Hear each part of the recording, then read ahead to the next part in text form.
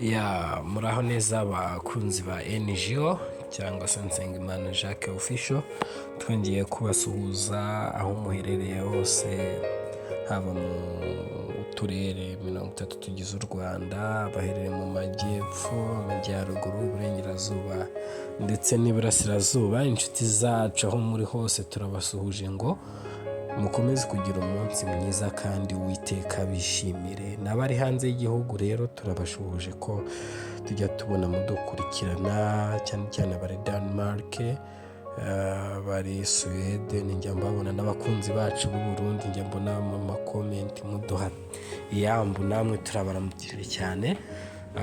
Imana ikomeze ibane namwe. Rero turagarutse kuri ya channel yanyu kandi tubashimira kuba mukomeza kudutera inkunga muri benshi. Rero nimba utarakanda subscribe kuri na channel ya NGO, wakanda ukazogera ku musore bwawe iburyo bwawe, ugakora subscribe kugira ngo ibiganiro dukoze ujye uwa mbere wo kubibona. Murakoze rero kuri mikoro muri kumwe na Nsengimana Jacques. Uko bisanzwe rero uyu munsi tubafitiye ikiganiro gishya kiri buze kugira aho kituvana naho kitugeza. Rero muri iyi minsi tuyigezemo ndetse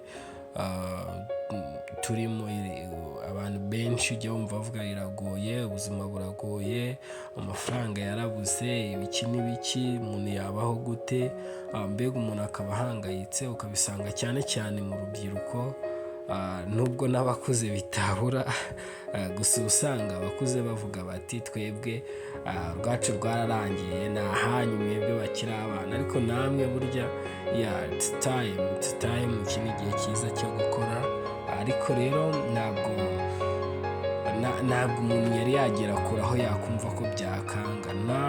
Ndagira rero dusangire ijambo, tugire byinshi tuganira biza kugira aho bituvana n'aho bitugeza. Rero ngiye kukwereka bimwe mu bintu, nimba uri umusore cyangwa se urubyiruko, bishobora gutuma ushobora gukora ukavunika ugatakaza imbaraga nyinshi, ariko ukazaguma kuri urwo rwego uriho tu. Ukabona umaze imyaka 2, 3, 4, 5, 6, ukakora ukageza ku myaka 10, ariko utarashobora kuva muri ako kazi urimo, utarashobora gukereya bizinesi yawe, ndetse ukaba icyo utekereza gusa ari umushahara wawe w'ukwezi, cyangwa se tipu baguhaye, cyangwa se akaprem baguhaye. Ugahora utekereza kuri ibyo gusa ariko udashobora kwiyungura. Rero buriya igihe cyose uzakora akazi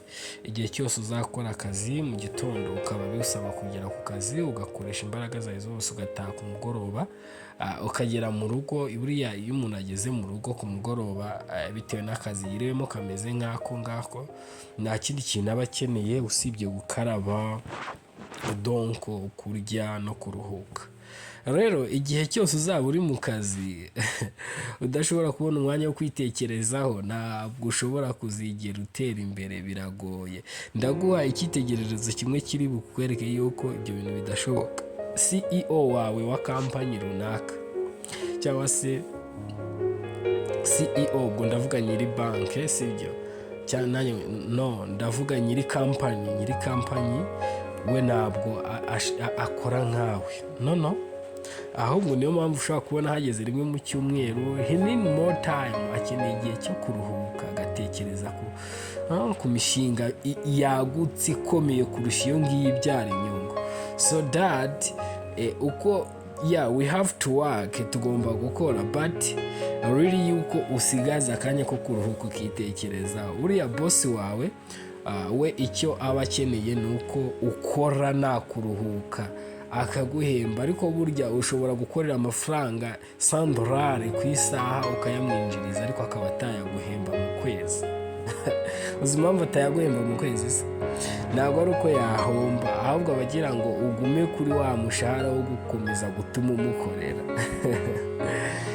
Rero dore urutonde rw'akazi gatandukanye ushobora gukora, ukazaguma kuri urwo rwego mpaka kugira utere imbere bikakugora. Ukabona ibiryo, ukabona imyambaro, ariko nko kurihirira umwana ishuri ugasanga biragoye, wanamurihirira nyine bikaba ari bya bindi abanyarwanda bita kwitera ibyuma.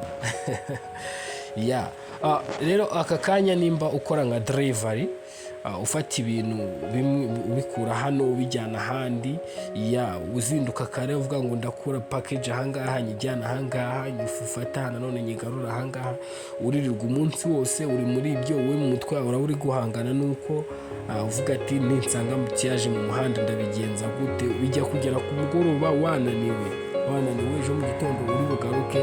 Ako kazi nibyo mu by'ukuri ugakuramo amafaranga, ukuramo tipu, ariko igihe cyose uba uhangayikishijwe no kumenya se ibintu ndabigeza aho bambwiye kubigeza gute. Ibyo rero ibyo bintu urwo ruhererekano wirirwamo umwaka umwe, 2, 3, 4, 5, ujya kubona ukabona imyaka 15 irashize utarabona ku mafaranga yawe bwite, nawe uvuga ati mfite amafaranga, biba bigoye.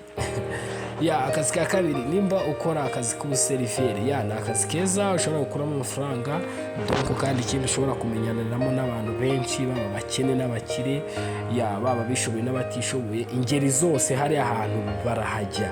Ariko ni akazi ushobora kumenyanamo n'abantu bakomeye ariko badashobora kukugira ukomeye. Sinzi niba iryo jambo ryumvisha, umenyaniramo n'abakomeye ariko bo ntabwo bagufasha gukomera.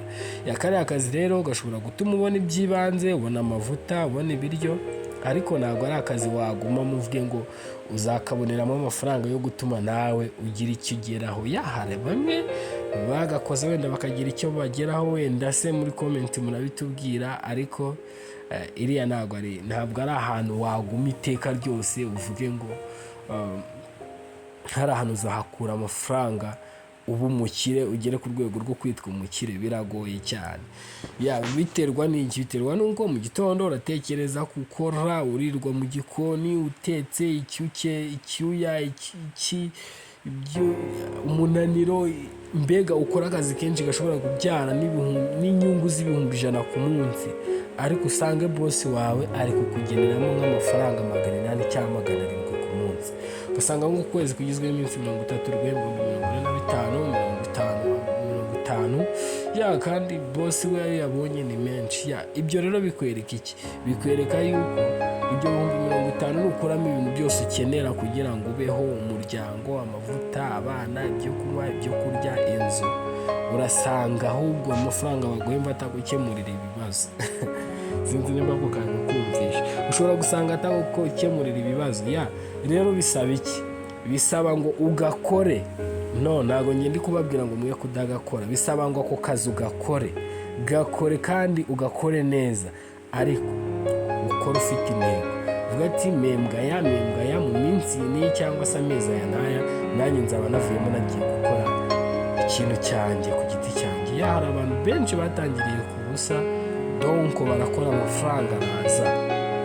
Hari n'abo nabonye bari hejuru, barongera bamanuka basubira hasi. Rero ntigira ubwoba bwo gushora, ntigira ubwoba bwo kumva ngo mbino mbigiyemo nabigenza gute.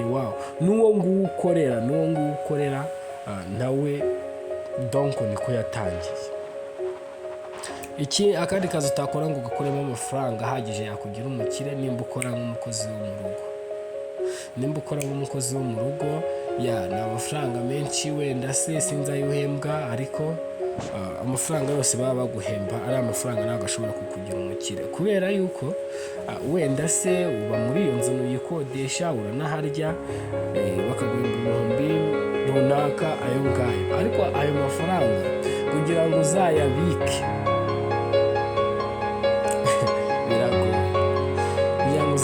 biragoye ngo ukuremo ikintu gikomeye cyane. Rero bisaba ngo ako kazi gakore nk'uri gushakamo igishoro, bigakora nk'umuntu wumva ko uzakarambira, kuko hari igihe kizagera ako kazi ukaba utakigashoboye, ukaba utagishoboye koza ibyombo, ukaba utagishoboye kunama ngo ukorope, ukaba utagishoboye kugira gute. Birasaba iki rero? Birasaba ngo ukoramo imyaka runaka ufite intego, uvuga ngo nzakuramo iki. Buriya nta kintu kibaho cyiza no gukorera ku ntego. Iyo ukorera ku ntego igihe cyose ibintu bigenda neza, ariko iyo ukora nta ntego nta kintu ushobora kugeraho. Mon cher ami, rero ibintu byose bisaba gufunga umwuka kandi bisaba kwiyima. Ntabwo nimba ubonye amafaranga 10,000, 5,000 bivuze ngo ayo mafaranga nuko uyabonye ari ayawe bivuze ngo urare yamaze. No. So start for nothing but finally you get some things. Ushobora gutangirira ku busa ariko final ukaba ufite ikintu runaka nawe ushobora kuvuga ati uyu ni umutungo wanjye bwite. So rero ni byinshi, ariko ngewe ibanga nakwibira muri iki kiganiro tugiranye ni uko akazi kose uzakora ukabura umwanya wo kwitekerezaho. Ngo utekereze ngo njye nakora iki nakora cyaneza imbere, ese nkoze ibi ngakora bino ngakora biriya byagenda bite. Nutabona umwanya wo kwitekerezaho uzarinda upfa uri kuri urwo rwego. Uzabona ibiryo, ubone amafaranga yo kugura imyenda n'isabune n'amazi, ariko ntabwo uzigera ugera kuri satisfaction, kuri rwa rugero rwo hejuru, ugere kuri za self actualization mu buryo bwo kubaha ube wubashywe. No. Bisaba rero ko umuntu agomba gukora ndetse agakora bikomeye cyane, agakorera ariko afite the goals, ashaka kugira icyo yacivinga. Mwakoze rero kubana natwe. Ibiganiro byacu nakagaruka kuri NGO.